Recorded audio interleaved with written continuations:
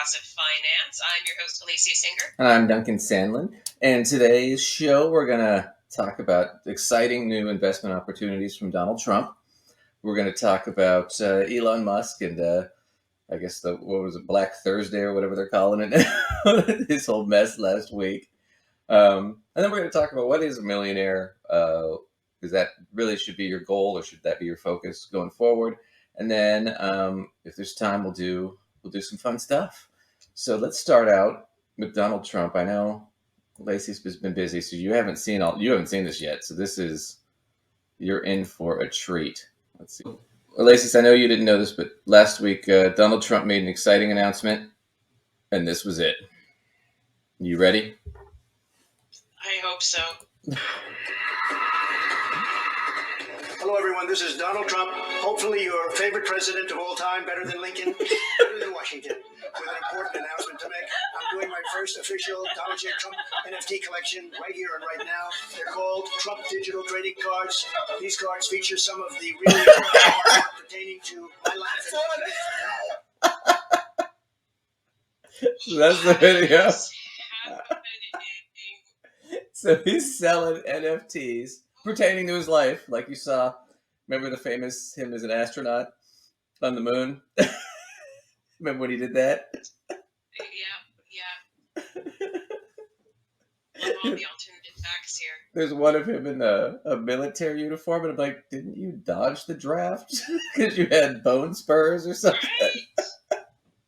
So, but no. Okay, well, I can't imagine wanting one, but I mean, I guess kudos to him if he's able to sell that. If there are people that are willing to buy it and he's created them so he can sell them, I guess good for him. They sold I can't out. imagine wanting that, but They sold out. He sold the max that he could sell. How do you sell out of something that's digital? Because you have to sell limited amounts for an NFT. Otherwise, it can't increase. Because it's not a stock, right? It's like owning a piece of artwork, except for you don't physically own the artwork. And a million other people can own it too. So it's I don't know how you make money off those things. It's just a scam. But it's unless you're the artist that's creating them. If you are the artist that's creating this, then and selling it, if you can get into that as a method for distributing your art, I think that makes you a rock star. So well, there you go. So there were a couple things too. So if you resell it, Trump gets 10% of any of the resale. So I'm not sure how that works, but that's pretty. Shut up. Yep. What other thing in the world that I can own? Wait, so there are other things where like a person gets a royalty for it, right? So let's think about a few of those things. So one being a book. Okay, sure. So Duncan, I buy your book. Yeah. And I read it. I love it because clearly it's brilliant, right? It's life changing. But I sort of figure my life has already been super changed. I'm gonna let somebody else have this life changing book, right. And I resell it, recover a few bucks. But actually, I have to take a percentage of the few bucks I recover off of the thing to you again. Yeah, you get a double royalty. You get a kickback after you already got the first royalty on the thing. I think, yeah, probably. That doesn't happen with anything else. I can't think of anything else that happens with. Music's probably a better example of that, right? Every time you use somebody's song, or right, you play the same movie over, so they're treating it like intellectual property. But I think that's funny. But you're not literally selling. But the thing is, with music though, you're not reselling the only copy or a limited number of copies of a thing. Like it's not like there's only 1,000 of this like CD or record that was made. Same with the book. We can make resell it. Yeah. Right. We can make as many copies. Once you make a limited number of copies of a thing, and then you want to be a part of the reselling process again, I feel like then it stops working like a song and it starts working more like a physical possession. Right. I didn't want to get too in depth into crypto here, but I mean the NFT market's pretty much collapsed, and now he's gotten into it right in the collapse, which I think is fucking funny. But I also wanted to tell you now, if you guys are interested, because I did this, and you can be my +1 if I win. So he did a prize with this, right? So people can do that, but you have to understand, if purchase is necessary for the prize, it becomes a lottery under federal standards. So that's why with most prizes it says no purchase necessary. So there's no purchase necessary, and you can register, you can apply for this prize, and the big grand prize is dinner with Donald Trump. And you did this? I did this. Yeah. All right. I doubt I'll win, but if I do, wouldn't that be amazing? I'm If tough. you win, I think out of all fairness, I should get severe plus. Yeah. I feel like We'll go and pretend like we're big supporters and fans for the first like 20 or 30 minutes, and then after the appetizer we'll start having fun with it. We can have a top secret cage match out of it. Till he screams at us and throws us out of Mar-a-Lago. I mean, I kind of feel like that would, I don't know, I feel like I would have achieved something, kind of a weird achievement, but... Yes, I feel like my life would be complete at that point. Get banned from his hotel. Well, speaking of other formerly rich guys who are blowing their cash, Elon Musk. Nice segue. Thank you. See, we're slowly getting better. Goodness. Okay, here we go. So Elon Musk, I've been this week, so what's he been up to? Well, the formerly wealthiest man in the world, now second wealthiest, probably soon to be third, who's now lost over $106 billion just in the last few months. He's had problems with Twitter. That he's the CEO of Twitter, and they had a lot of problems. He came in, he fired half the staff, so they had 7,500 people. Then they had like 37, and then he told those 37, "Well, you guys need to work harder and go to the max, or you can take your severance and leave." And all but like it was less than 1,000 stayed. Pretty much everybody's like, "Fine, I'll take the severance. F you, I'm out of here." Yeah, how could you not see that people were going to do that? I don't know, because I don't know what he's thinking. Clearly, he did a terrible job. Like, you don't even need like a crystal ball to predict that. Well, plus Twitter before was a house of cards. I mean, so many people use it. You only have 7,500 guys, men and women running it. I mean, that thing is bound for bugs and hacks. I mean, it's so to cut your staff down that much. I mean, the thing is probably running on fumes right now. So he's had to sell a lot of his Tesla shares in order to keep funding this. But he still is, I think last I read, he was behind, it's a couple months behind on the rent for Twitter. And their headquarters in San Francisco. Anyway, so here's what happened. There was a Twitter account, and he said that he was going to be the big free speech guy, right? Not that free speech applies to Twitter because it's not the government, right? But we can skip past it. And he was like, "I'm not going to ban these people," and blah, blah, blah. And one of them was that he said he wasn't going to ban is a guy who, I forget what it's like Musk Jet or something like that is his Twitter handle. And he just posts the location of Musk's private jet, which is all public information.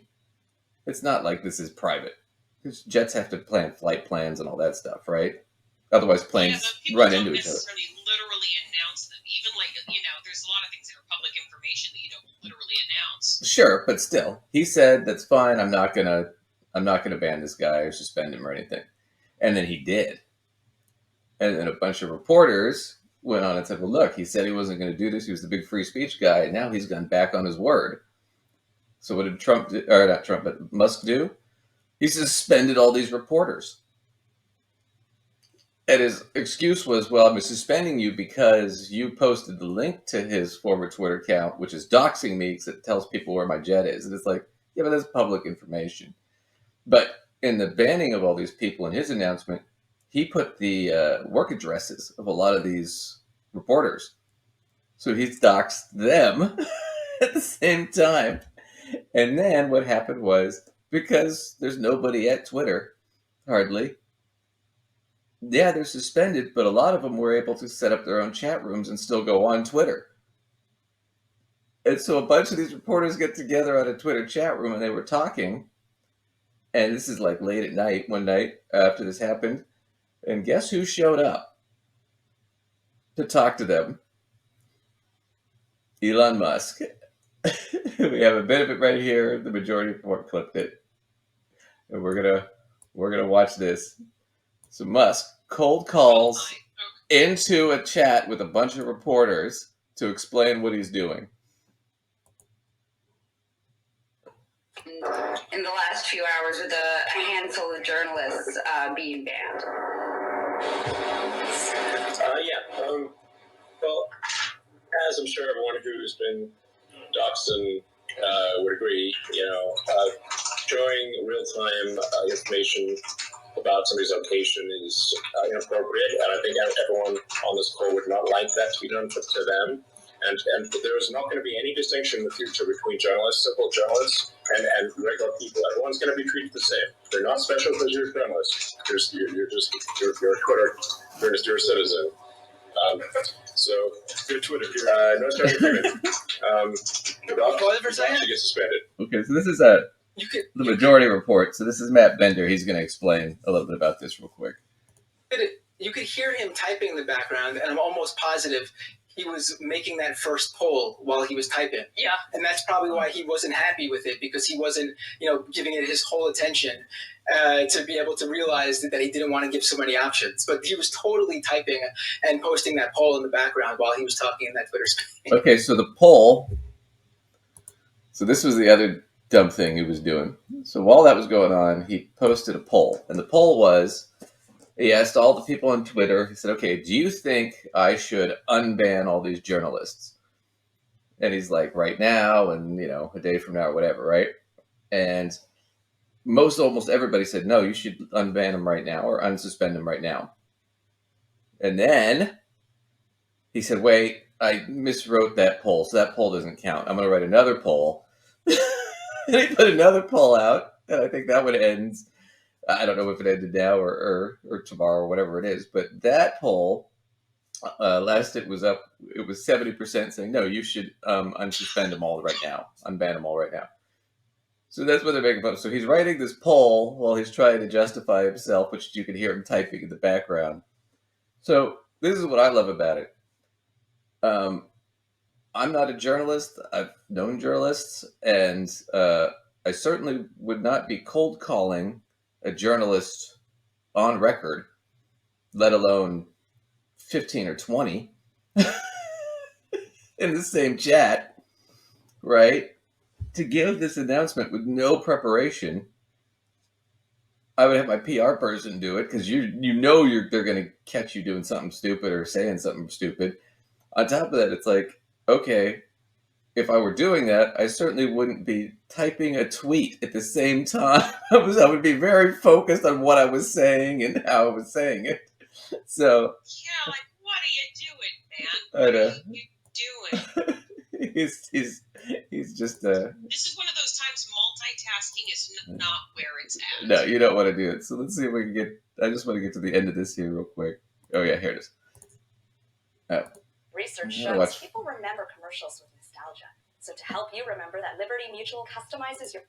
Okay, so this is the end of it. To them, and there is not going to be any distinction in the future between journalists, simple journalists, and regular people. Everyone's going to be treated the same. They're not special because you're a journalist. You're a Twitter. You're a citizen. No special treatment. You dox, you get suspended. A genius story. That work here. And ban evasion, or trying to be clever about it. Like, I posted a link to the real-time information. It's obviously that is obviously simply trying to evade the meaning. There's no different than actually showing real-time information. So when you're saying posting a link to it, I mean, some of the people like Drew and Brian Mack from the New York Times who were banned were they were reporting on it in the course of sort of pretty normal journalistic endeavors. You consider that like a tricky attempt at ban evasion? You show the link to the real-time information, ban evasion, obviously. Drew, I don't think you were posting the real-time information, right? I mean, well, you're suggesting that we're sharing your address, which is not true, and you're suggesting that we're posting. We never. I never posted your address. We posted a link to the address.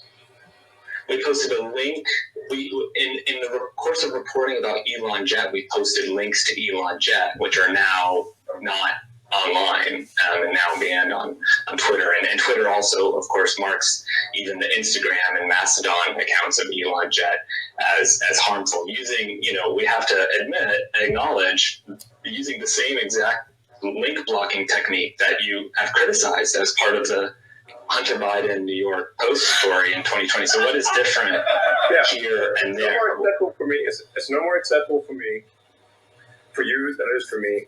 Same thing. So anyway, so it's unacceptable what you're doing. So let me get this so you understand, because this is what's really funny. So he's saying if you post a link to another link or anything that could sort of be related to maybe where my jet is, that would be doxing me or giving away my location, which could be dangerous to me, kind of thing, right? And that would be bad. And they're saying, yeah, but we did it secured under your guidelines. And he said, well, no, but that's bad and that doesn't count. And they said, well, wait a minute. You posted all the links to this Hunter Biden story a couple weeks ago that were links to what used to be nude photos of Hunter Biden and places he's lived and and where he lives. And you posted all that. So wait, so you doxed Hunter Biden by your own standard. How are you not banned? Because you're saying we're doing it. You did the same thing. And we did it exactly with the same secured system you did it. But when you do it, it's okay. And then what did he do? Oh, well, okay. Well, but then you can't. And then I'm leaving. And then he ran away. That's ridiculous. So this has all been bad. But then he banned Mastodon. They brought that up, which is a competitor of theirs. Right? So they're no longer allowed on Twitter. Because he's freaking out. Plus, he's only like 17% shareholder now in Tesla. Right? So he only has 17% of the vote. And most of the board is sitting there going, look, Elon, Tesla's stock is tanking right now because you've tied our reputation to yours. And you were screwing this whole thing up at Twitter. And you're on the news looking like an idiot every day. So our stock is in the toilet. Tesla's down billions for their shareholders. So now, what do you think the odds are they renew his contract in January as the CEO, or if he's kicked off as CEO from Tesla? So now he's looking at that. So he's going to lose that income, right? He's going to be stuck with Twitter and with SpaceX, and SpaceX doesn't make any money, and Twitter doesn't make any money. So he's basically tied himself to a sinking ship here. It's like the Titanic. Oh, yeah. You know how that movie ends. I mean, you might not totally be sure what's going to happen in the 2 hours in between the beginning and the end, but you definitely know what's happening at the end. Well, let me let you know. This is how you know they've already ripped out the lifeboats right here. Musk is seeking new Twitter investors at the same price he paid. So now he's going out and they're begging investors to come in at $54.20 a share, which is what he paid for it. It's not worth that anymore. Right now, it's not even trading. So if you go on and you look at it, you can't even buy or sell Tesla shares. Or not Tesla, Twitter. You can't even trade them. They're unlisted right now. They're unlisted? I didn't realize they went unlisted. They went unlisted as soon as he took over. Otherwise, I would have shorted the hell out of Twitter, man. I wanted to so bad, but they enlisted it. And so, yeah, so it's completely enlisted. And now him and he's calling all his friends saying, hey, can we get as many people as you can to see if they'll buy it? But at $54.20, I don't know who they're going to find that's going to want to buy it at the price it was 3 months ago. 3 months ago, you had 7,500. Dropped that way down. Well, 75 months ago, you had a lot of good press and 7,500 employees. Now we haven't paid the rent in a few months, and we've got less than 1,000 employees, and we're in the news every week about something stupid. So I don't know what his what his strategy is, but he's a special boy. He's a special boy. But yeah, so that was the news for today. What we did want to talk about too, since we're talking about wealth and stuff, let's talk about millionaires, because one of the things we kind of get on some of the finance expert guru guy shows and stuff where they sell you these products, right? And it always is wrapped in this, this is how you become a millionaire. And I don't think we ever really talk about what that means. What is it to be a millionaire, and who are millionaires, right? A lot of times, millionaires are people that have integrity and they drink Ovaltine and whatever. But that's not what we're talking about. Let's talk about the kind of people that actually do it. So we went through this last time, and I'll bring this over. So most millionaires in the U.S., so there's about 21 million, 22 million millionaires in the U.S. It's about 8.5% of the population. Okay. Now, I want to go through this. The top 1% of earners in the United States are assets by wealth, top 10, top 50 to 90, and then the bottom 50. And this breaks down what it is in. So this light blue is real estate. Okay. So lower income people most of their money tends to be in real estate, mainly their home, right? And that counts as their net worth. So that's not liquid money. You can't spend your house unless you take a reverse mortgage or take out a big loan or you sell it, right? Most of their money comes from things like corporate equities, which is those little brown boxes, stocks, bonds, mutual funds. Wealthier people have a lot of pension stuff because they tend to work for big companies that give pensions. And they have a lot in this dark blue, which is private businesses that they own. And then other assets are just other things.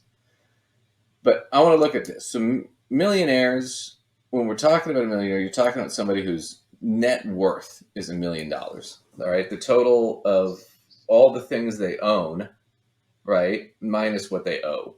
That's it. And that's your net worth. Okay. So if I have a $500,000 home, and I'll use this example later, and I have $500,000 in my retirement account, right? My net worth is $1 million, assuming I don't owe anything else, right? Well, that's great, but I'm not old enough to pull from my retirement account without getting penalties. And I need the house to live. And if I sell the house just for the money, well, then I have to pay income tax on all the equity. Right? So just to get that money out, I'm no longer a millionaire. I'm worth a lot less. I'm worth probably $700,000 after tax and everything. At most, $780, $650. So I'm not technically a millionaire if I pull the money out. But on paper, I'm a millionaire. Now, I might have all that, but if I only make $50,000 a year, I'm living on $50,000 a year. So I'm not living that lifestyle. And the thing about that is when we're talking about millionaires, that's most people that we're talking about, that's what their situation is. We're not talking about somebody who has $1 million in the bank that they can just spend. Right. It's a funny thing because a lot of these programs tell you on the idea of being a millionaire, but they're planting the... Bless you. So you were saying they sell you... Yeah, anyway, they sell you on the idea.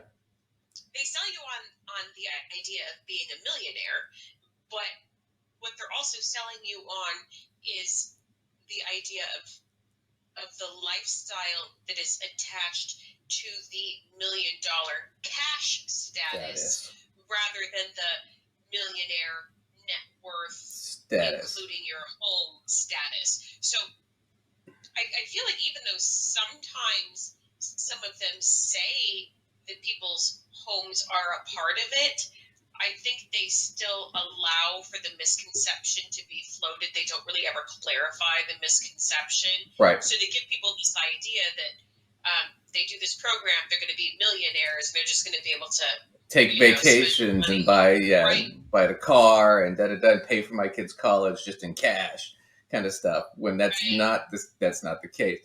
That's kind of what we're talking about. So we've talked about it before with personal financial planning.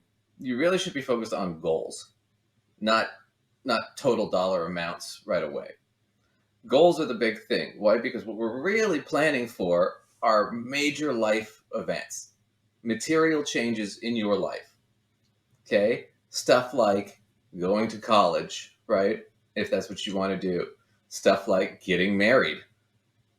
That's a big, expensive event that changes your finances quite a bit. Having children, right? Retiring, changing careers, right?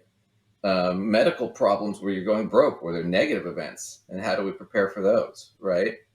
Bankruptcies, starting your own business. These are the things you should be thinking about. You shouldn't be thinking about the total in your bank account or your total net worth. I think that's a bad target. A good target's going to be, what do I want? I want to start a business. Okay, well, let's talk about what that's going to look like. I want to go back to school. Okay, let's talk about that. But my wife and I are having twins. Okay, let's really seriously sit down and talk about how that's going to change your life, right? And what you need to prepare for. That's what we should be talking about. We shouldn't be talking about become a millionaire, because like you said, people are thinking, oh, well, if I'm a millionaire, then just everything's solved, right? I can do whatever I want. I can have steak lunch every day, right? Right. But that's not what we're talking about. And that's not what they're talking about, which is why I think it's kind of a deceptive thing. So let's talk about this too. This was also the last time we talked about this. Oh, what are you doing? Why are you being weird? Here it is. Okay, finally it came up. There we go. So millionaires by age. We did this. Okay, I'm just going to skip to the bottom. 50 to 59, 23% are millionaires. Of all the millionaires, 23% of them are between 50 and 59. 61% are over the age of 60. Okay? And this is approximated. I know the percentages add up to 99, but just bear with me. So if you go through this whole thing, 84% of all the millionaires are over 50. 60%, most of them, over half, are over 60. So most of these people, like we showed in that other chart, they're millionaires because they have money in their house and they have retirement funds, but they have to live off those retirement funds. That money's got to last, right? So you got to start thinking about what is the value of that. So look at this. So retirement with a house is half of my net worth, right? So let's say person one, I have $1 million, right? In cash, in a bank account, right? And I'm withdrawing that money over 20 years at 10% growth, right, on the cash. I can withdraw $117,000 a year, right, without bleeding for 20 years until that account is dry, right? Which means I could live off of about $9,700 a month, $9,788, right? That's fantastic. I wouldn't have to work, and I could still live off of almost $10,000 a month. That's great, right? But if half my money is in my house, then I only have $500,000 in cash.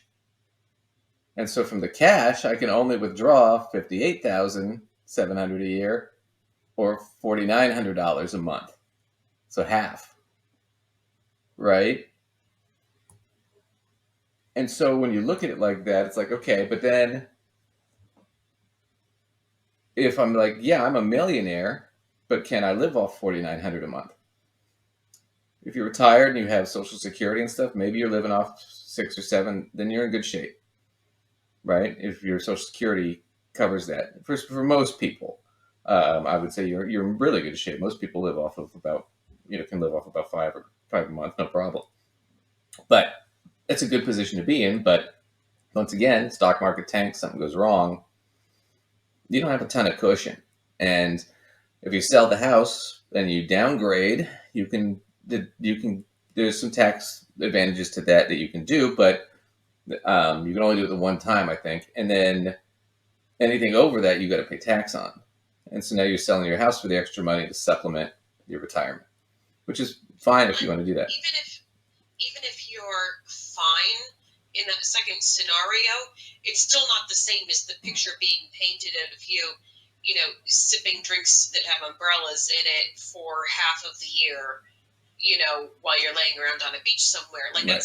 it's not that picture, even though you're still fine. It's still a fairly regular, you know, sort of lifestyle. Yeah. As we're even at $9,800 a month, I could go out and buy a $250,000, $300,000 condo, right? And with a 30-year deal, even if I was paying $3,000 a month for the condo, which I probably wouldn't be paying that much, but let's say I was, I'd still be net ahead of the person with a $500,000 house every month by at least $1,000 or $2,000. So there's different ideas. I mean, it's different when it's physically cash in your hand versus if it's in a property. That's kind of my point. It's locked in the property until you can sell the property, right? It might be $100 million painting, but you can't go to the grocery store and trade your Mona Lisa for food, right? Right. I'm sure somebody there will give you $100 for it, and, and you can buy food with that, but you can't buy it with the painting. So I wanted to go through that concept too, and then just to give people an example, because I think this gets really messed up. And so, what is $1 million? Okay, I want you to think about it because it's different over time. Okay, because inflation changes, right? So money always goes down in value. So I took $1 million today, this middle bar, $1 million today, if you factor in inflation, has the same rough spending power as 483,000 did 20 years ago. So 2002 versus 2022, 483,000 would have gotten me just as far as $1 million does today in 2002, right? But then you think about, okay, well, what if I wanted to be a millionaire 20 years from now, but a millionaire in today's dollars is what I'm thinking? What I'd really need to have is $2 million. Because in 20 years from now, $2 million is going to have the same spending power. I can buy the same amount with $2 million 20 years from now that I'll probably be able to buy with $1 million today. Okay. So that's just to give you a concept of what we're talking about. So if you're thinking of, I want to be a millionaire, that you're thinking about in today's dollars, what you're really talking about, if I'm going to save up to be a millionaire in 20 years, I really need to save $2 million to have it equal to $1 million today. And they never ever cover that. So how much would it take to save $1 million? All right. I'm not, no house, none of that, just to save it. I'm assuming that you're investing it in the market and you're getting 10%, which is optimistic. But over 20 years, what would it take? Well, you'd have to start, if you had $0 today, you'd have to save about $17,500 a year to get to $1 million in 10 years, which means you'd have to be saving about $1,450 a month, right? Well, that's a lot of money when you think about it, especially since the average annual income in the United States is about $60,000. So that's about $5,000 a month before tax, right? So if I'm saving my $1,450 from my million, all right, I can only live off of about $42,000 a year, $42,500 from my 60, because I got to save $17,500, right? Before tax, that means I'm living off of $3,500 a month versus $5,000. That's a big drop, right? That's rent, right? So when they talk about this savings and you can become a millionaire stuff, yeah, but you have to have the income to save. That's the part they always miss. They always tell you, yeah, if you just cut this or cut that or live on your, live within your means and save, so you'll be a millionaire. But you have to have the income to keep investing. You have to have money flowing in. And these guys that are telling you this, like Dave Ramsey, the Money Guy Show and whatnot, that's not how they're making their millions. They're making it by investing it in their business and selling you products. So you're buying their software or their app. They're doing ads for, car insurance or banks or whatever it is. That's how they're making all their money. They're not making it by living skimpy within their means. They're living by reinvesting all their cash back into their business so that they can leverage that to get more business and make more money. Right? So they're not doing it by, well, I'm just going to be frugal and live within my means. I mean, to just give you, last year, Dave Ramsey sold his $15.5 million house. I don't think he's doing this frugal savings bit that he keeps telling the rest of us to do. That's not what he's doing. He's selling you shit. That's how he makes his money. Right? So it all comes down to, you want to be a millionaire in that real sense, it's income. It's income that's going to make the difference. Yeah, you got to live within your means and save, but the amount of money you make is the bigger issue, which is where we kind of get into the problem with him.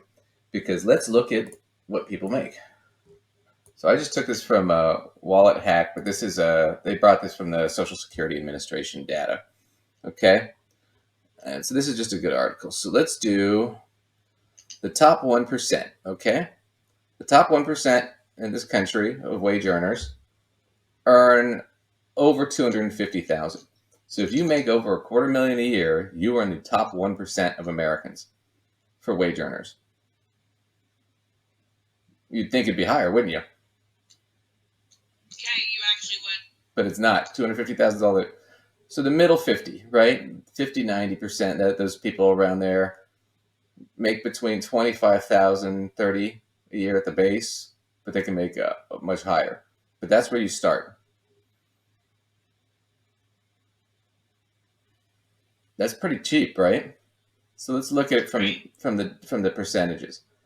So top 1%, $250,000 or more. Top 5, $140,000 or more.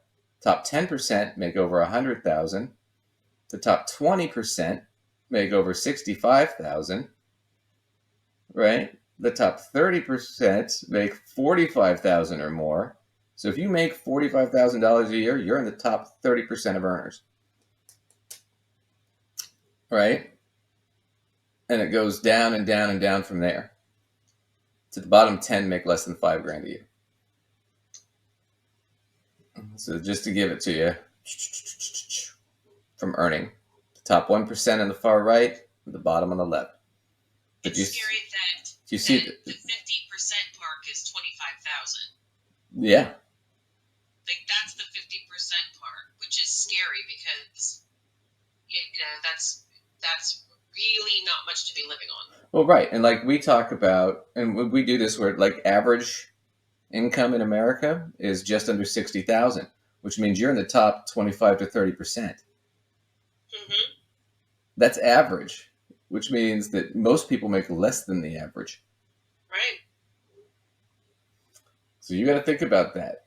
And then they talk about how the wealth distribution by percentages and stuff like that, median household income, income distribution. I'll put this down there too. This will come back again because we talk about education a lot. Average income by education, and this is male or female, both sexes, right? The yellow line is bachelor's degree or higher. Red line is some college. Light blue line is high school. Dark blue line is less than high school. And this is monthly income. So you're making over almost double in monthly income. You're making at least than somebody who just has a high school degree. If you have a bachelor's degree, you're making almost double. So there are investments here. Here it is. High school, $668 a week versus $1,193. So almost double. Yeah, the difference is huge. It's gigantic, yeah. So I wanted to give you that concept. When you're thinking about your finances and what you want, I wouldn't, as a financial planner, I wouldn't sit there and go, let's talk about getting you to be a millionaire. I'd be talking about, what do you want to accomplish? A better goal would be is, how much would you like to have each month to live off of? That's a much better target, right? And then we can talk about your retirement and savings and what you'll need to live off of there and how much that's going to be. But that's a better goal to start talking about. If you are one of these people who you want to be a millionaire and you want to be rich, I can tell you how to do it right now. You're going to have to start, you're going to have to go buy your own business. And you're going to have to get lucky. And if you want to be really rich, you're going to have to get lucky enough to gain enough capital, enough financing, or get the right people that are willing to give you the capital and the financing that you can just go buy and sell other businesses. Because that's what the really wealthy people do. It's what Musk does, Trump does, Dave Ramsey buys and sells real estate left and right.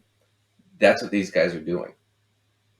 Right. Jay-Z Which buys. means you need to either be able to acquire the funds some way to be able to start doing that, or at least start off with a high enough paying job to be able to finance your own ability to do that. Right.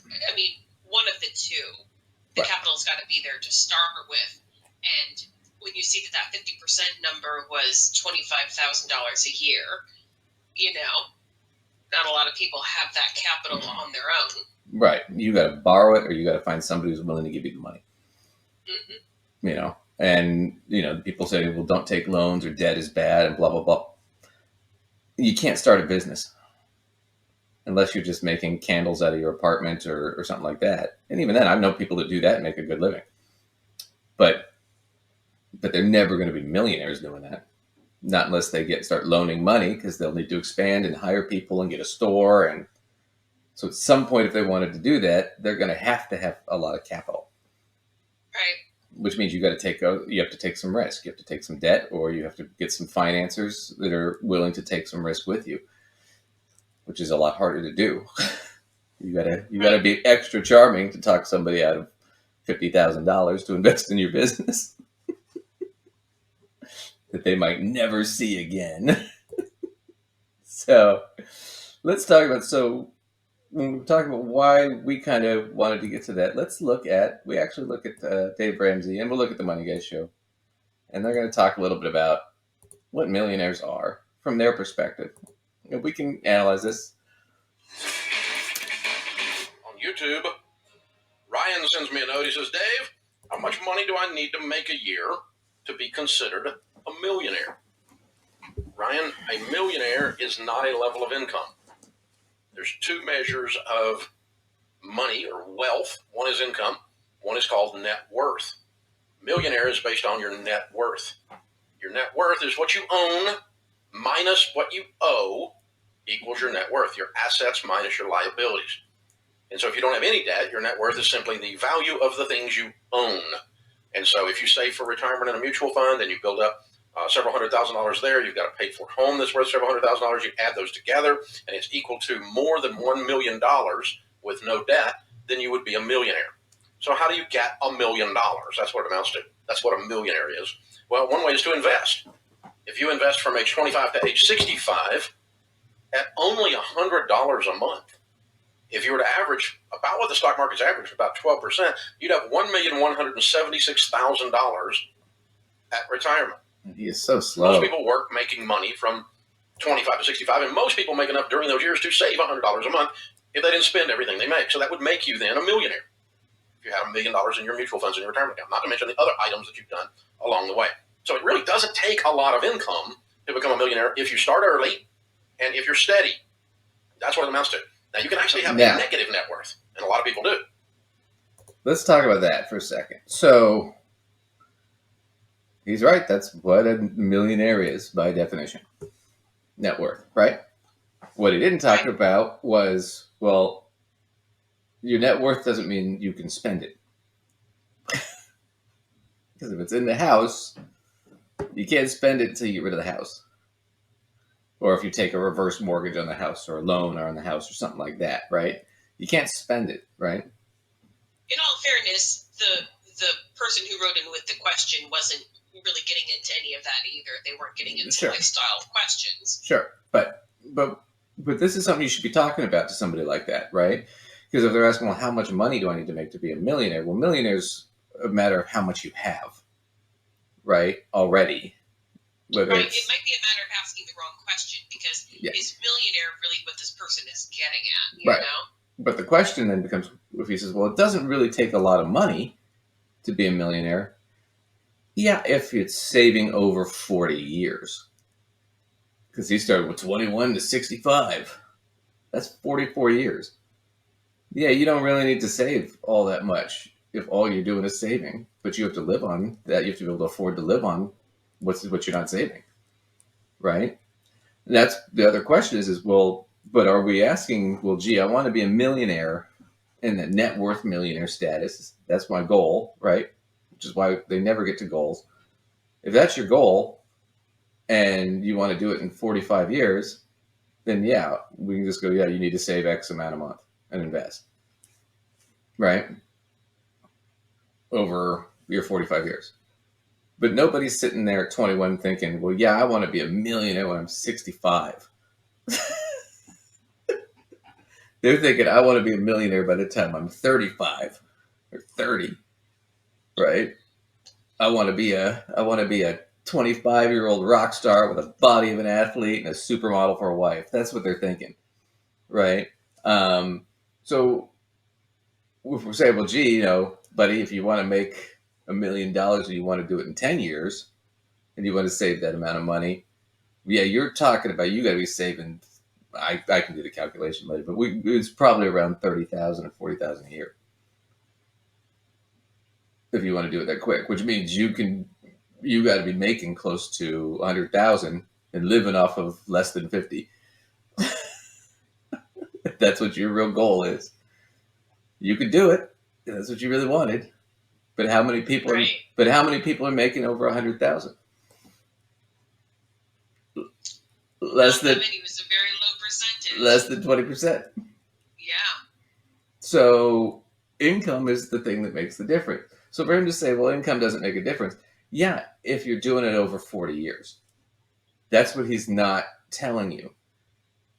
But see, it's a... Well, he is, but what he's not doing is he's not, stopping to say, however, if you entered this whole thing when you're 40, it looks more like this. You know what I mean? He doesn't ever stop and clarify that. He just gives the low 40-year span number, because that sounds more appealing. No, but it is a little bit of a bait and switch because people don't quite understand it, right?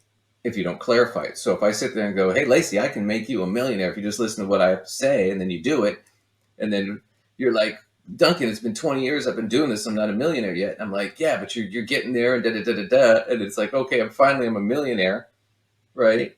But 600,000 of it's in my house, right? Another 100,000's in stuff I own. So I'm only living off $300,000 in retirement unless I sell all my house and my stuff. So now I'm living, off of $4,000 a month, and that's all I got in retirement. But I'm a millionaire, Duncan. I did what you said. Yeah, you did. And you're a millionaire, buddy. Good job. But it's not what I wanted. Yeah. It's a devil's bargain, right? It's the whole thing with the 7 wishes, right? From Satan, right? Or the 1 wish, right? Where the guy goes to the crossroads and he makes the deal with the devil, and then he goes back later, right? He's like, the deal is you were going to make me rich and famous. And he's like, you were rich and famous. Yeah, for like 6 months, and then I got arrested and spent life in prison. Well, no deal's as good as you ever wanted it to be.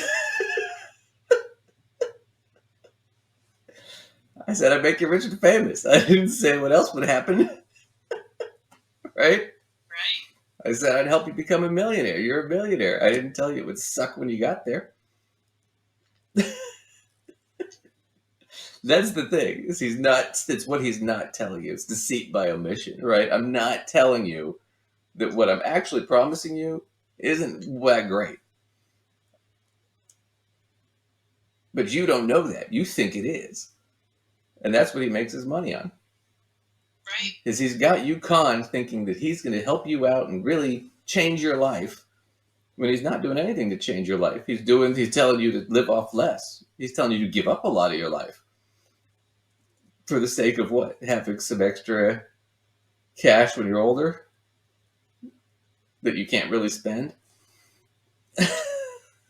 And that's so. Once again, it's a goal issue, and I think he misses. Now, let's go to the Buddy Guy show because I'm going to give them points for this because this was they do decent analysis. The problem I have is their overall analysis, and they kind of do the same thing as Dave, where they're selling you this $1 million fantasy. But this was a good video. They go through tax stuff and things like that. They're talking about if you're 40 and you're starting to save, what you need to save, and they compound it by month. I did it by year, but it's about the same numbers I came up with. But I'll just show you. For a 40-year-old, if you want to be a millionaire, by the time that you get to age 65, you need to be saving about $780 a month towards that goal.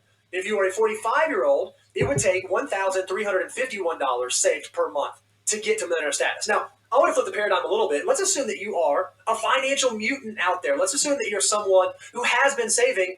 I want you to get excited because if you can find a way to save an extra $1,350 a month or an extra $780 a month at your age, that's an extra $1 million that you might have by retirement. Okay, so he's right. That's perfectly right. You want to save $1 million, right? And they do get into this a little bit more, which is, well, if you double that, you can save $2 million. But they don't tell you is $2 million 20 years from now is going to be equal to $1 million today. But that they're kind of encourage it. So it's not a bad assessment or analysis. What frustrates me about it is we missed the bigger point, which is we're talking about somebody who's 40, right? Most people who are 40 are married or divorced. A lot of them have kids, right? And they have kids that are either not usually young, but usually like between 10 and 20, right? So kids that are getting ready to go to college, that are more expensive. You know, you might be in a situation where you need to get them a car, right? They might have activities that have lots of activity fees to them, lessons of sorts, etc. Oh, yeah. Yeah, no, and trust me, like I have friends, you know, their kids turn 16. It's like, we're getting them a car, and you're like, wow, that's got to be nerve wracking. And they're like, no, I'm sick of driving them around. Once they have the car and they can drive, they can start running errands for me. Because I know when I had a car, I did a ton of errands for my parents. Right? When you're 16, you don't really mind. You don't think about it. You're just like, I just want to go cruise around. Give me $10 for gas, man. All right, so, but that's the thing is it's like, okay, the financial mutant, blah, blah, blah, blah, blah, but let's talk about if you're talking about somebody who is in their 40s and they're married or they're divorced, can you scrape up that money every month? If you have child support, alimony, if you have kids that you're paying for, all that. So we're not factoring in the bigger issue, which is who are we really talking to for these guys? I mean, Dave's just sort of generically saying crap. They're specifically talking to the top 25 to 30%. Right. They're not talking to the rest. I was going to say, if you're in the income bracket of that top, like roughly 25%, that first number, that 780 number, feels like a doable number. Mm-hmm. That $1,300 a month number to me feels less doable unless you just get more to that like 10%, you know, and up income wise. Yeah, and if you have kids and all that stuff, I mean, you're looking at, okay, I need to live on. I mean, I'm probably wanting to live on $7,000 or $8,000 a month. If that's what I'm making, right? Which means if I want to save that extra $1,700, I need to be making $10,000 a month before tax. Which means I need to be making about $120,000 a year. Which means I need to be in the top 15-20% of the country in wage earners. So Once again, we're talking about a very select group of people, right? My only criticism of that is if that's what we're talking about, you need to specify that. Don't say, oh, well, financial mutants, like, oh, if you're just really smart. Because that's their little shell game they play is, oh, it works, but only if you're really smart. That way, when it doesn't work, they can say, well, obviously you're an idiot. Not that they'd say it like that, but they could just sort of brush it aside. Well, this is only for the financial mutants, for the real maximizers, right? That way, when it blows up, they can go, well, yeah, but it's really for these people. And when they say these people, they don't mean the financial mutants or the maximizers or the really smart people. They mean the people that have higher incomes. That's all we're talking about. So it's kind of like I said, it's kind of a bait and switch. But then why I think that's a little shady is because where do they make a lot of their money? Selling their financial products, selling their software programs, their food program, their financial order of operation, new 9-step program. I actually got, because we subscribed to them, I got a bunch of emails and notifications on Facebook about it's Christmas. Buy the Money Guy Show financial products for your family and friends. Only $269 a piece. For $700, $800 worth of software that you can buy the people you love. But only if they're financial mutants, because it doesn't work if they're not financial mutants. So. Right. And all that software, I mean, I'm sure the software is great, but no, it's a good program. Like you have to have a certain amount of knowledge and understanding in addition to income to be able to turn those things into the financial status you're looking for. Well, the other thing about it too is, what are we skipping? We're skipping what are your goals? The assumption is you just want to make money and have a lot of money in the bank, right? And you want to do it without changing your lifestyle. Maybe you want to change your lifestyle. That's not going to be in that program. Right. What if it's, I want to start a business? That's when what a financial planner should be doing. It should be, well, what do you want? Because do you really want your life today to be exactly the same way it is today, 5 years from now? I think if we interviewed 1 million people, I bet you 70% would say no. Right. They'd be looking for something to change, whether it is simplifying or doing just something different. Yeah, I want the bigger house. I want the different career. Right. I would like to be married. I would like to, finish my degree, whatever it is. Most people do not want their life to be stagnant forever.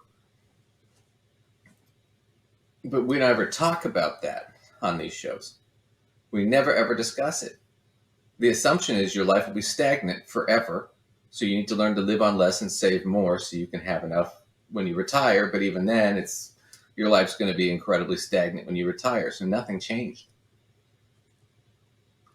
All you did was dig yourself into a ditch and stay there. Right. It just seems like kind of a waste of a financial education or an opportunity to talk to a financial expert, as it were. Because when my clients come to me, my question is not, so you want to be a millionaire. This is what you want to do. You got to save this money. You're making $5,000 a month. You need to learn to live on $3. That's right. Ramen only for you. And learn to love it. Maybe some ways to eat ramen. Ramen. Can I chop up carrots in the ramen? How much are carrots? $1 a pound? Nope, can't afford it. No carrots in your ramen. You can get radishes from the Chinese market for $0.25 a piece. But that's kind of my whole spiel. So, anyway, that's when you think about being a millionaire versus what do I really want? Is a millionaire really what you want to be? Because it's really just a number that we're hitting. Or do I want this quality of life or this standard of life or something? Right. Think about that, because that's a better target to shoot for. So that's today's lesson. So we're doing pretty good on time. You wanna do a cage match real quick? Sure. It's not a very long clip, I assume. Oh no, we're gonna do like 5 minutes, 10 minutes, whatever. Okay, cool. Yeah, there's not a ton to it, but okay. So this is another Gossip Finance cage match with Lacey as your ringside commentator. And this is Dave Ramsey. And what's the guy? Anthony? What's that guy? Anthony something. I forget his name. Anthony O'Neill? Yeah, the college guy, whatever. So this is the title of this video is My Husband is Changing Genders. Should we stay married? I'm so scared of what they're going to do with this. Hopefully it's not too bad. I'm sure they'll be tasteful about it. Victoria is in Louisville, Kentucky to start off today. Hi, Victoria. How can we help? Hi, guys. Thanks so much for taking my call. I have just really complicated situation. I'm going to try to distill down to make the most of this call, but potential separation coming up with my husband. He's active duty military and he makes a good living, and I work part-time and homeschool, and just facing if we were to separate, that we've been making great traction together, and despite all the emotional stuff and everything, but I've got him on board with Dave Ramsey and Chris Hogan, and we've been paying down almost $50,000 of debt in the past 3 years, and basically I'll go down to just making probably bill money, and I'm just wondering how I can prepare for that. And we talked about maybe staying together just for a financial thing, but like not being, geographical bachelor. I wouldn't PCS with him anymore. So just wondering what your advice might be on that. Well, I'm sorry you guys are facing this. I would, number one, if you're facing something this serious, you need to get a pro in your corner. And that means you guys need to be sitting down with a good, strong marriage counselor who can coach you guys through. Okay.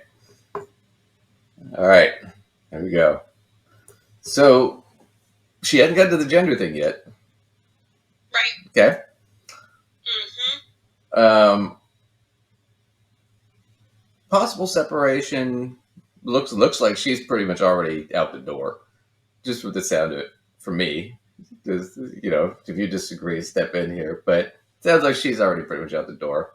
They're not in terrible financial position. He's working for the military. He's full-time active duty, right? And she said she worked part-time.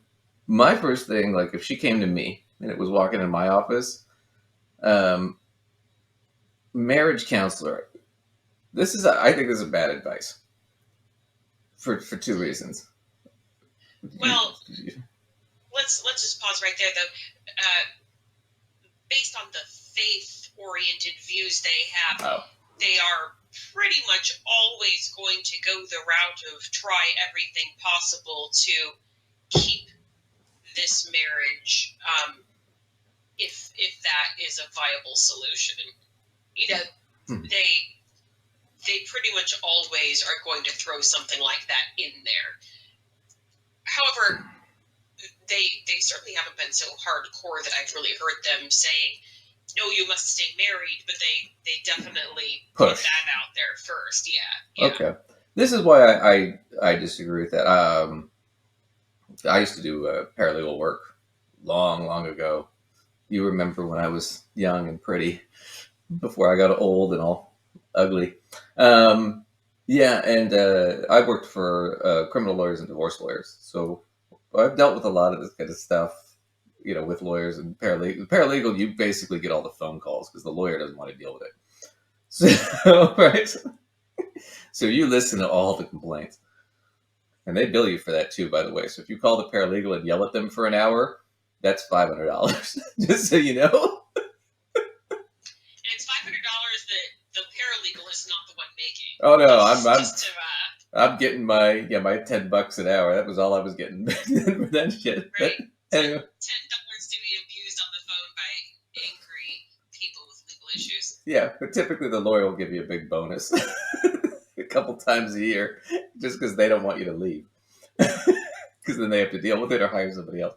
But no, anyway, this is why I don't like it. There's two things. If you're going to a couples counselor, it only works if you both agree to go. So you really need to discuss that with them first. Now, if that's the route you want to go, the first thing I would do is I would just go get a personal therapist or counselor, right? But I would definitely go with somebody licensed if it were me, but it's up to you. And I would ask them, do you think couples counseling is the right thing to do? Because they might say, yeah, it's worth a shot. And they might say, I think you're barking up the wrong tree and it's just going to make things worse. So before you start pushing your spouse to start doing stuff, you should probably get a feel for whether or not that's a good idea, and B, if you're going to ask them, how should you approach it, where it's not going to come off as an attack, especially if you're already on uneasy ground in a marriage, right? Because it's, well, we need to go to a couples counselor so they can tell you how wrong you are and how you need to change, and because it comes off like that sometimes. And sometimes people push it like that. Absolutely. But I would tell you this, is like, look, if you're thinking about getting separated, before you go talk to a counselor, you need to go talk to a divorce lawyer and know what your options are. You need to know what the lay of the battlefield is if you're potentially going to go into that kind of situation, right? You need to know what your options are, what you should do, what you can do, can't do. Because a lot of times what happens is people do stuff like, I'm thinking I might get divorced, blah, blah, blah. I need to save money or do this. And what they do is they start squirreling money away from here and there, not realizing, these are joint assets, though. And so what you're really doing is stealing from your spouse, which, if that comes out in a divorce proceeding, is going to really ding you. So. Well, I mean, I don't know if it dings you or not, but if you are legally married, then regardless of where you locate said money, it will be half theirs regardless. Right. You changing its location won't change that legal status of the money. No, but if I take money and I put it into my name and I don't tell the other person about it, and they have to find out, their attorney finds out, right, which they probably will at some point, then it looks like you're trying to steal and hide money. And you see that a lot, where they'll empty the joint account and then just have it in cash and hide it somewhere. And the intention might have been, the intention might not have been malicious, but no, that's what it looks like. And certainly, whoever the lawyer for the other spouse's side is definitely going to spin it that way. Oh yeah. Within their argument, Absolutely. All right. Okay, so now let's see if she jumps into the gender stuff. Make good, wise decisions. I didn't hear anything, just from a common sense perspective, healthy about you guys staying married just for financial purposes. That's weird. Yeah, I thought so too. Yeah, that just sounds weird. That's just a guy talking. I'm not a professional, but I mean, it just sounds weird. So, we still love each other. It's just he's kind of like, there's so many good things, but he's decided to change genders. So I would love to say, hey, let's be friends for the rest of our lives that are married, but that just seems weird, right? Yeah. Staying married in that situation is going to be very strange. And so, but it depends. But I would say, yeah.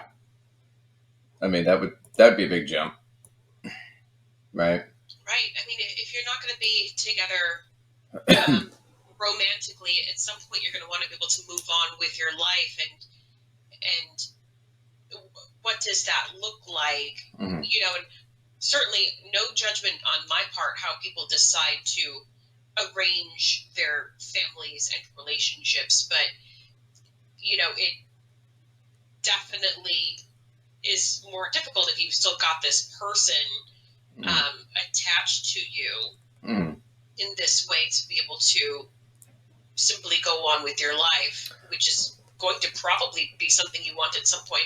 Yeah, but also, if you still love each other and care about each other, but it's not going to go forward anymore, right? You want this is literally you want different things. Right. They want to change gender. You want somebody of the current gender they are. Right. That's not going to work, and that's not to say anything disparaging about either party here. It's nobody's fault. This is just what it is, right? But this is where like couples counseling is a really shitty thing to advise, because if somebody's going through a gender transition where they're finally realizing that that's what they want and that's who they are, that's what you need to do. Is you need to dump them into a marriage counseling situation on top of all the other shit they're going through. If you're going to divorce them, you're putting a lot of shit on the plate there too, but at least it's something manageable, as opposed to putting a lot of pressure on them. I think it depends. In this particular caller's situation, I don't know that I think a couples counseling scenario helps repair this relationship. No.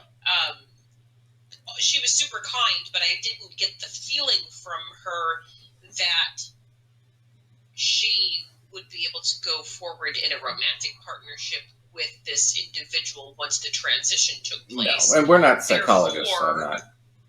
Therefore, just from my personal opinion, it seems like, I mean, if you want some counseling to try to, make some part of the transition go smoother, but like if you're thinking that you're going to be trying to get them to save anything by sending them in there. Now, however, if this was a spouse that was like, I don't know, maybe I could stick around through this. Maybe that actually warrants seeing somebody, but I didn't get that from her. Sure, and we're not therapists or psychologists, so we're just speculating from our perspectives. I think the smart thing to do is to go get a lawyer and just prep for divorce. That would be what I would advise right out of the gate, because that's what's going to happen. But you need to know what your options are, what you should do, shouldn't do. I mean, it sounds like it would potentially be pretty amicable. Like from everything that she said, it doesn't seem like there's any ill will from either of them toward the other. So quite frankly, getting lawyers to start working out the separation of things might just work out just easily that way. Well, it might make it a lot more quick and painless. Right. Than dragging this out or trying to do counseling or a bunch of other shit. Just, at this point, just rip off the Band-Aid. I would.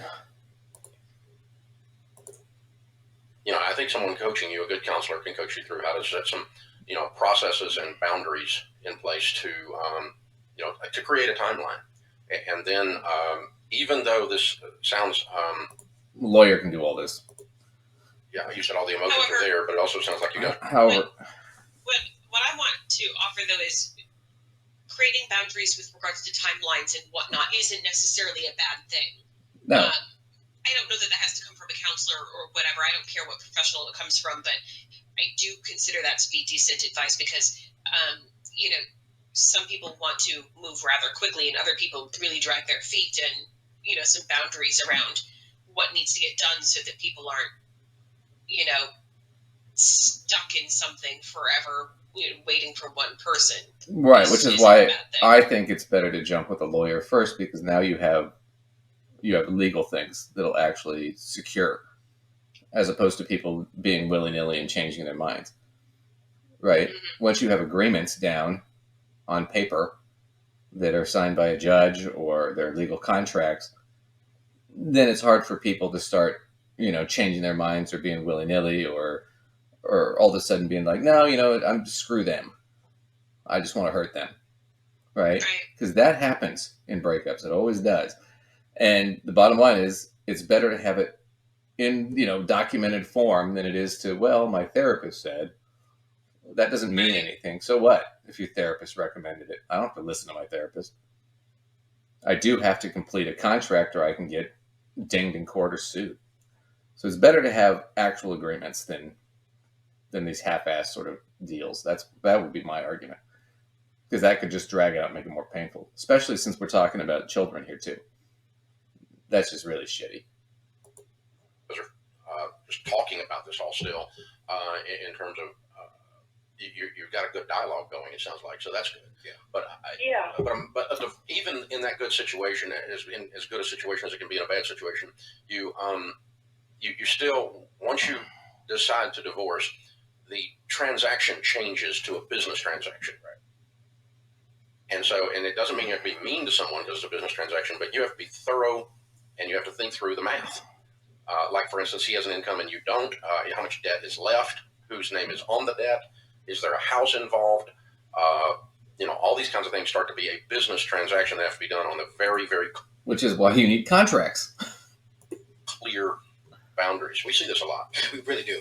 And Victoria, one thing I want to suggest, and by no way am I saying I'm a marriage therapist, but at the same time, let's not prolong it. Let's have an honest conversation, like Dave said. Are we going to do this, or are we not? And once you decide what you're going to do, then y'all need to go down that path with the right counsel. One thing I have seen is a lot of people prolong this situation out, and then it gets worse and it gets worse down the road. So have the conversation, decide what you're going to do, and once you get there, immediately seek out wise counsel to walk you all through this step. But I got to say, awesome job with at least being kind to each other in the midst of this process. All right, I'm going to agree and disagree. Yes, you need to get it figured out. You need to get a process. What you should do, though, is you should go see a lawyer first and know what your options are and what your rights are. Because let's say I tell her, yeah, you need to go work it out with him, with the counselor, whatever. And she goes and talks to him. And because I don't know him, I've never met him, he snaps. And it's, I'm taking the kids and screw you and blah, blah, blah. And I'm not going to trust you. No, and you're not getting anything. Get out. Blah, blah, blah. And it becomes a big issue, or there's a domestic violence problem or things like that. You need to go talk to a lawyer first so you know what you should be saying, right? That's not going to get you into legal trouble. You shouldn't be agreeing to things unless you know what the consequences are. They are doing this backwards. They're saying you should go deal with this first and then go figure out what it is you need to do or know before you go deal with it. No, you need to figure out what you need to know before you deal with this and what your rights are and what you should and shouldn't be giving up. Then at that point, at least with that information, it doesn't mean you have to be signing on anything or whatever. Just getting that level of information, a consultation level even, could really help a person to start framing in their mind what this could possibly be looking like. And then deciding if they want to be seeing some sort of a counselor or not, or whatever, make those decisions, of course, but understanding legally what could be about to happen and what the various choices are. People don't necessarily know that. Right. And then you can be in a situation where, I'll give you a great example of a client where her and her ex-husband were both on the house, but he was on the mortgage, she wasn't, but she was half on the house. And he didn't want to sell the house. And so it became one of these things where it dragged on and on and on. And I kept telling her, go see a lawyer, go see a lawyer, go see a lawyer. And it took her 2 years because they were fighting over custody and everything else, and she was distracted. And finally, she went and saw a lawyer, and they wrapped up the divorce decree, and the court ordered him to sell the house in the divorce decree. But she waited 2 years to get a lawyer and file for divorce and fought for this whole. So meanwhile, she's paying rent and taking care of the kids full time, not really getting any alimony. I mean, so you need to know this before you go into this, because you don't know what's going to happen. You don't know how the other person's going to react necessarily. So you need to be prepared. Because once again, it's a life-changing event.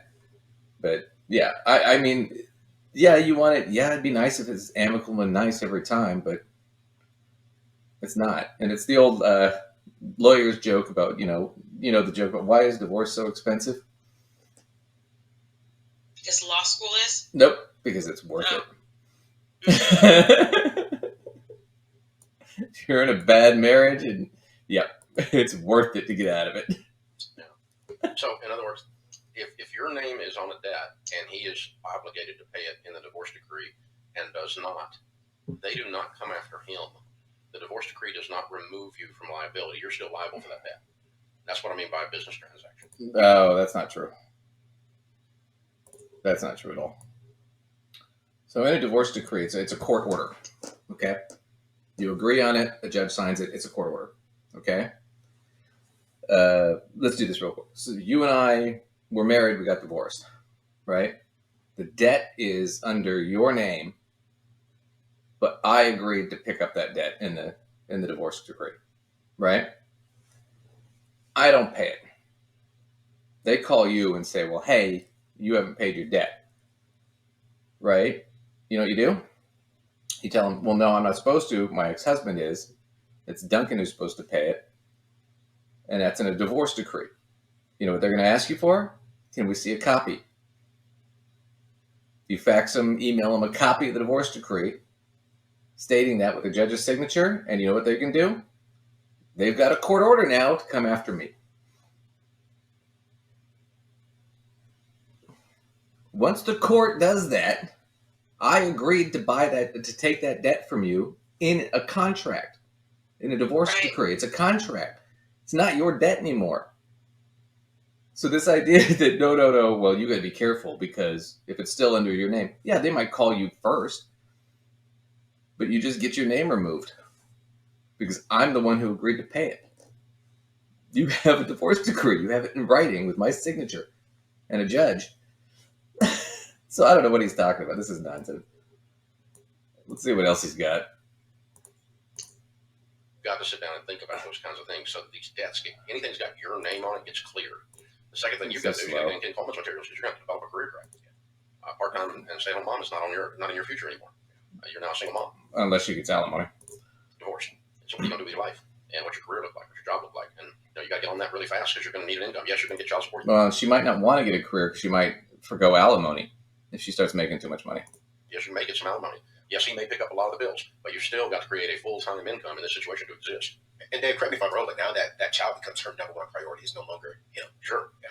Yeah. No, I mean, that would be obvious. Okay, so the child wasn't a priority before, but now. It has to be that way. One of the things that I see, Anthony, that divorce attorneys make a huge mistake on quite often is, or couples do, and the divorce attorneys allow it to happen, just as a matter of transaction, is, say a typical case study might be, husband leaves the household, they get divorced, mom is left with the house, and most of the time has a lesser income. That's not a statement of that's what she deserves, it's a statement of fact, right? Okay? Most of the time she has a lesser income and can't afford the house payment, right? But is trying to hold on to the house to keep it stable for the kids. And the house should have just been sold. Yes. And to get the bill off of her. She does not need that bill to go with her new level of responsibility financially that she's got to pick up now. That's thing one. Thing two is, that from a husband's perspective, the lawyer tells him in that case, in the case where he's leaving the house to her, to quit claim the house over to her. Give up his ownership. And they never address the fact that he's still on the mortgage. Right. Wait, okay. All right. Well, I think that'll... Typically,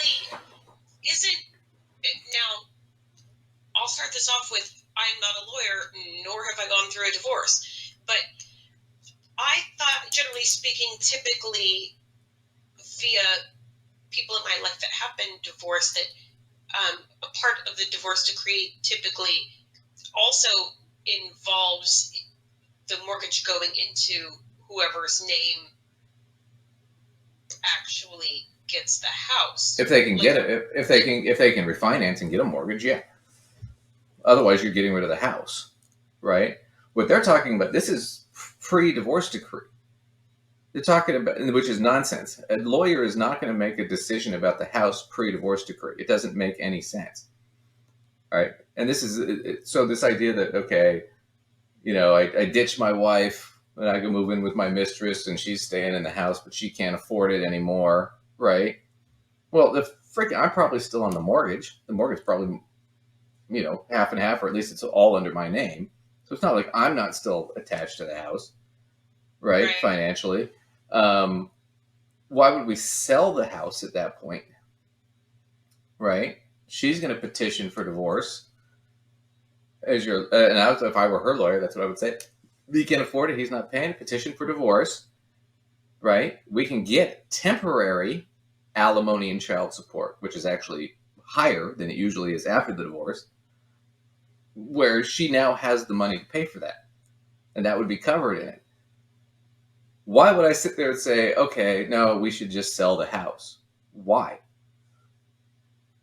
We haven't negotiated for anything yet. We're going to sell the house? Where does the money go? If the house is in his name, well, that sucks. He sold the house. What if he takes that cash and blows it over the next year before we finalize the divorce? Now we got nothing to take from him. You just lost all that money. Right. So a divorce lawyer is not going to do that. It's just stupid. Why would we do that? The other thing to talk about, okay, well, a quick claim to your ex-wife to give her the house, or your soon-to-be ex-wife, before you've even divorced her? Okay, so I'm going to give her a quick claim, but I'm still on the mortgage. Why would I do that? On the other side of that coin is, why would I give her the ownership to the house unless I'm getting something in return? And if I'm getting something in return, there better be a divorce decree. Right. So if it's, okay, honey, I will give you the house, right? But you can't touch any of my retirement savings in my 401k, right? Because half of that's hers. If, let's say, she's a housewife in his scenario, let's say I have $500,000 in my 401k, $250,000 of that is hers, right? But if I say, okay, I'll give you the house, but you can't touch my retirement, right? But you got to refinance the house under your name. That would be in the divorce decree. Why would an attorney start giving things? That's just bad. I mean, you're a lawyer. You're supposed to represent your client zealously. That's what the actual oath is, right? So if I'm representing my client zealously, why am I giving away their shit to their ex before we have an agreement? So I don't know what he's talking about. It doesn't make a lot of sense. I think he's pretending like he knows this, but he doesn't. He just...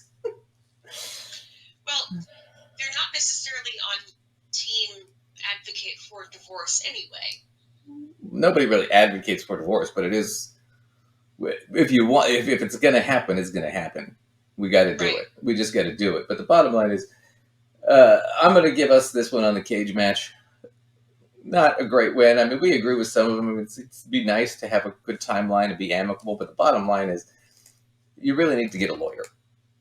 If you're thinking about leaving, you need to get a lawyer. You need to get a financial planner if you have a lot of assets, especially, because you need to figure out what you're going to do with those assets once you get them, when they're split, and where they are. Right. And I've done a bunch of those where, the lawyer is asking you to track down where's all the money. And you get subpoenas and stuff like that. So, yeah, but that whole thing about go see a counselor, and then he kind of poo-poos lawyers. Like, lawyers make a lot of mistakes. They don't know what they're doing. It's like, no, honey, you need to go talk to a lawyer. Talk to a lawyer first, then talk to a therapist. Yeah, the name of the game is cover your ass. Yeah, I would say we did rack up the win on that one, but I wouldn't call it a strong win. I would just call it like a... Yeah, well, we were fighting with 80-ounce gloves, right?